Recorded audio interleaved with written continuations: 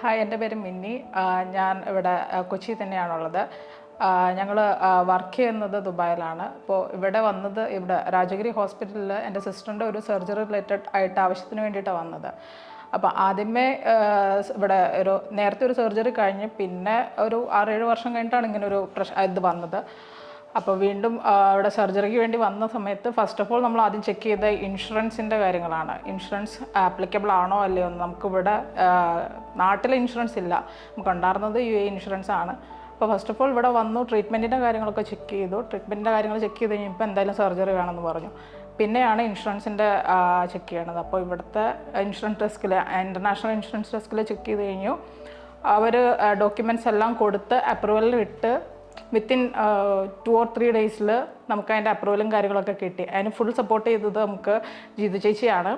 ഇവിടെ വന്നു കഴിഞ്ഞപ്പോൾ എല്ലാ കാര്യങ്ങളും ജീതു ചേച്ചി നമുക്ക് ഫുൾ സപ്പോർട്ടായിട്ടുണ്ടായിരുന്നു. കൂടാണ്ട് സർജറി വന്നത് ഗൈനിക് ഡിപ്പാർട്ട്മെൻറ്റിൽ ഡോക്ടർ പൈലിയാണ്.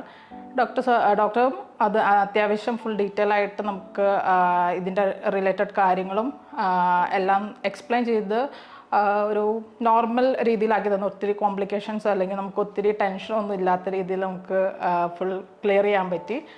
പിന്നെ ഇവിടുത്തെ ഹോസ്പിറ്റൽ സർവീസ് ആണെങ്കിലും എല്ലാ കാര്യങ്ങൾക്കും നഴ്സിംഗ് സ്റ്റാഫുകളും അതുപോലെ തന്നെ ബാക്കി എല്ലാവരും തന്നെ ഫുൾ സപ്പോർട്ടായിട്ടുണ്ടായിരുന്നു. And it was very good.